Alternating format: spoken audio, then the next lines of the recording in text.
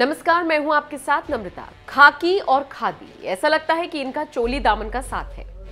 अब देखिए ना, खाकी से खादी पहनने वालों की लिस्ट कितनी लंबी है, ये किसी से छिपा नहीं है।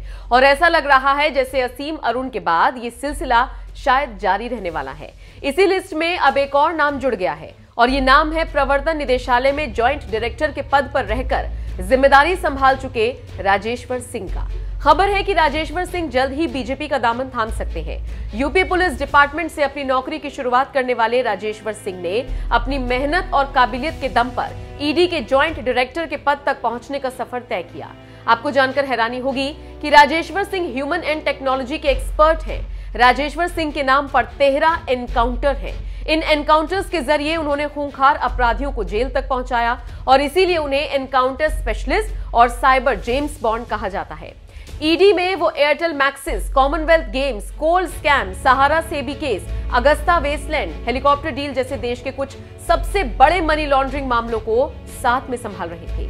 पी चिदंबरम के बेटे कार्तिक, ओम प्रकाश चौटाला, मधु कोड़ा और जगन रेड्डी के खिलाफ भ्रष्टाचार के आरोपों की जांच में भी उन्हें ही जिम्मेदारी सौंपी गई थी।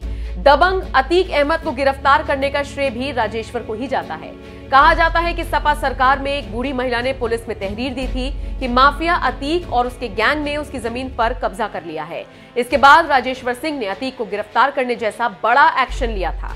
ये वही राजेश्वर सिंह हैं जिनसे मुलायम काफी खफा रहते थे क्योंकि उन्होंने मुलायम के करीबी अतीक को जेल पहुंचाया था।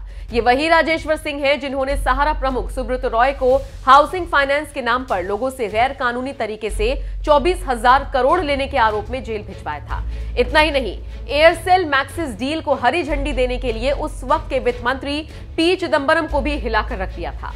आपको राजेश्वर सिंह की एजुकेशन के बारे में भी बताते चलते हैं।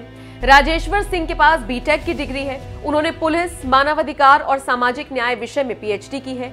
वो 1996 बैच के यूपी के पीपीएस अधिकारी के साथ ही यूपी पुलिस के अधिकारी के तौर पर काम कर चुके हैं। राजेश्वर सिंह की शादी आईपीएस लक्ष्मी सिंह से हुई है। आपको क्या लगता है, अगर राजेश्वर सिंह बीजेपी का दामन थामते हैं तो पार्टी को फायदा होगा? कमेंट करके अपनी राय हमें जरूर